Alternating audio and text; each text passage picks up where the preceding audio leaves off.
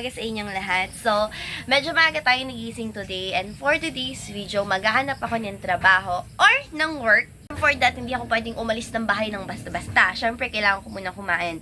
And right now, bago tayo umalis, meron tayong gagawin. Which is, kunin yung mga kuting sa ilalim ng higaan ko. So, meron kasi kaming pusa.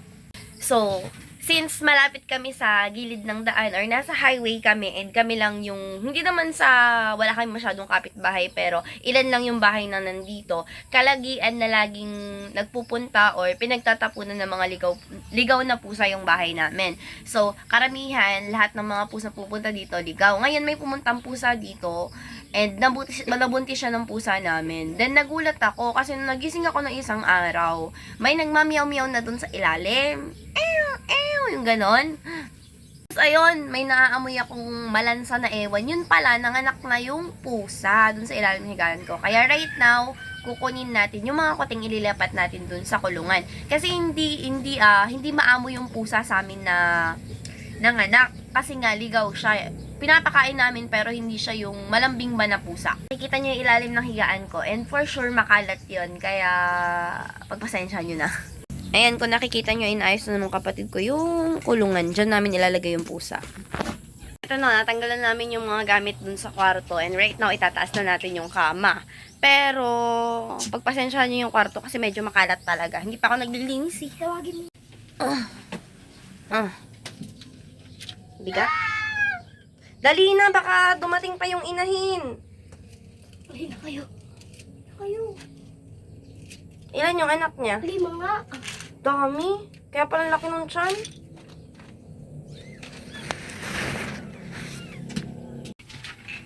Bigat. Okay, bababa na natin. Pero wait lang. Ang liliit! So, ito na nga. Nailipat na namin sila.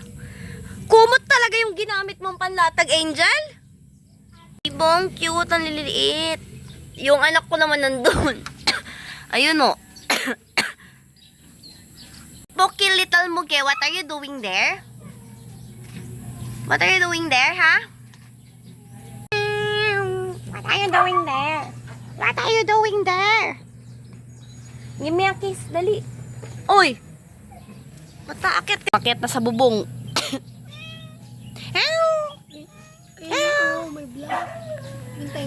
May black pala yung tatay, kaya may black. Ayan yung bumuntis, oh. Lalaki. Ito, lalaki. Ito yung bibi ko. Himuge. Ayun, wala siyang name. Miming lang.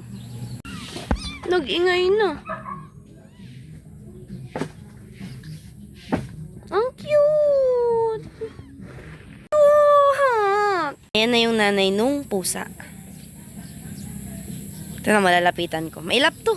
Hindi ko to nahawakan. Kahit sino sa amin, hindi siya nahawakan. Hello? Hello? O, diba? Ayaw magpahawak. Ayan, we're back na naman. So, katatapos lang namin kumain. And right now, hindi pa ako makaalis kasi wala pa ring tao dun sa harapan. So, hindi pa kami makapaghanap ng trabaho ni mama. Kaya right now, samahan nyo muna ako magbarnis ng lamesa. Okay, inagaw ko na yung brush tapos yung barnis kay papa. Ang bango, may rugby. Medyo bilisan natin sa mga part na to kasi puro chika na nangyari sa amin ni Papa dyan. Kaya, Ganyan dapat. Dapat lagi tayong busy. Yung boyfriend ko busy, kaya dapat busy din ako. Alam niyo ba dati? Story time tayo. Nag-work din ako sa hotel. Yung mga time na yun, nag-aaral pa ako ng, bago yung mga time na pandemic. Kaya yung pag-aaral namin is tawag dito online. Nag-work ako nung kasama ko yung mami ko sa hotel. Kami yung nag-handle or nag-manage ng hotel doon. Tapos, ang kalagihan kong trabaho doon, maglinis. Tapos, swerte nga yung nag-employ sa amin, yung nag-hire kay mami doon eh. Kasi, literal na kahit yung mga pagbabarnis, pagpipintura, kami yung gumagawa, be. Hindi nag-hire. Eh, di ba pag normal, dapat nag-hire ng mga magpipintura, mag-aayos ng upuan, yung magpopok-pok-pok. Kasi literal, Si mami yung gumagawa lahat.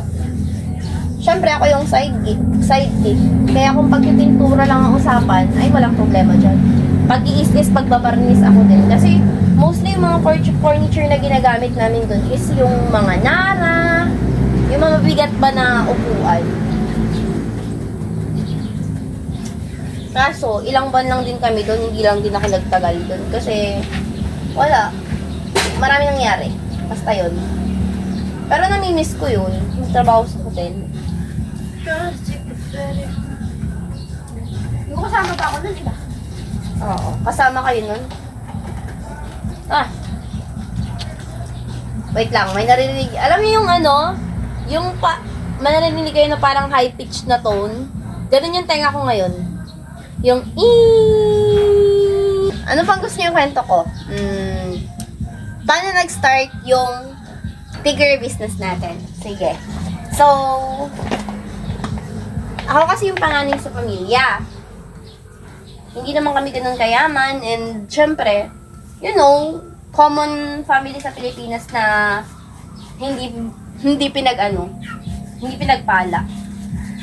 So, panganay ako, naging working student ako. So, simula high school hanggang college, naging working student ako. Nakikitara ako sa mga bahay-bahay, sa mga ibang tao. Kaya nga marami akong kakilala eh. Marami akong naging kasama or marami akong nakilala dahil sa pagtatrabaho ko. Meron din akong kinoconsidered na second family, which is yung pinakamatagal kong pinagtrabahuan sa lahat. Sila nagpaaral sa akin from high school to, high school. Starting ng high school hanggang sa senior high school ako. And sa kanila na din ako halos lumaki and graduate. Doon na ako graduate. Pero syempre, darating din yung panahon na alis ako. Kaya, nung umalis ako doon, tuloy-tuloy pa rin naman akong mag-aaral. Pero, sa ibang bahay naman ako tumuloy. Masasabi ko, ang for experience ko sa trabaho, waitress. Yung sahod ko pa nun, 50 pesos. Ang trabaho ko, magbomba tapos mag-serve ng pagkain tapos magligpit. Sa palengke pa yon, 50 pesos lang yung ano ko nun. Tapos every time uuwi ako, pag nakukuha ko yung sahod ko, binibili ko na agad ng pagkain namin. Pagkain ko pagkapasok ko sa school. Tapos, sumunod siguro doon, yun na nga. Sa mga, nag-start na akong pumunta sa mga bahay-bahay, ibang bahay, mga kakilala namin. Tapos, doon naglilinis ako, nagliligpit. Yung tulong ba, parang kasambahay. Doon na yung nag-start din. Hanggang sa nakilala ko nga yung mami ko. Yung pa-second family ko na, ayun, palipat-lipat ako sa mga tao. Then, doon lang ako sa kanya nag-stay ng matagal talaga. So, masasabi ko ngayon, siguro kilala ko na siya ng, nasa 10 years ko na siyang kilala. 7 years ako nag-stay sa kanila eh. Kaya halos kapatid at anak na yung turing sa ako ng mga tao doon. So, paano nga nag-start yung piggery business? Ang layo, no? So, nung nag-aaral ako ng college, ang kinuha ko palang course is, accounting. So, Bachelor's of Science in Accountancy yung kinuha ko. Well, ewan ko kung calling ko ba siya or hindi, pero yun yung kinuha ko. Kaso, due to financial problems, kasi hindi naman ako financially, hindi ko kaya financially, nag-stop ako. Then doon nag-start yung baboy. So tulad nga sabi ko, that time nag-aaral pa ako, I was working student. So bayad ko tuition ko, isipin mo ba yung tuition ko noon? Sa tawag dito, sa isang taon 34,000 kasi university pinag-aaralan ko. Kaya hindi ko talaga kineri. Kaya yung mga natirang pera ko noon, yung natirang ipon ko, sinave ko. Then nag-start ako mag-work. Naghanap ako ng trabaho. Nag-apply ako sa mga call center companies. Tapos, lahat yon naipasa ko yung first interview. Kaso, kailangan kong pumunta sa malalayong lugar para dun sa face interview nila. Well, masyadong malayo tapos hindi payag yung papa ko. Naghanap ako ng ibang work. Then, lumabas nakita ko sa Facebook yun, somewhere dito sa amin lang siya. Na-hiring sila. Then, nag-apply ako. Yung atake nun is, yung trabaho dapat assistant. Pero, nagustuhan ako or mas excelled ako dun sa pagla-live selling kesa dun sa assistant. Kaya naging live selling ako, naging live seller ako at naging TL ako or naging team leader. Kaso, after ng ilang months lang, nag-resign ako. Kasi, unfair yung pasahod, late magpasahod. Checkwa kasi yung ano, hindi sa nilalahat ko lahat ng checkwa na ganto or ganyan ha, pero kuripot yung naging amo namin doon. Literal, nung nag-resign ako, nung bago pa ako mag-resign, yung sahod ko na bonus ko nung December, kasi na-reach namin yung quota or yung sale.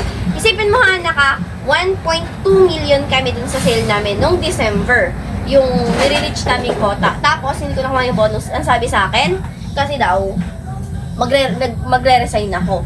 Be, ano yun? Tapos, hindi na binigay yung natira ko pang sahod. O, diba? O, ang tatagal yun. Tapos, naghanap ako ng ibang work ulit.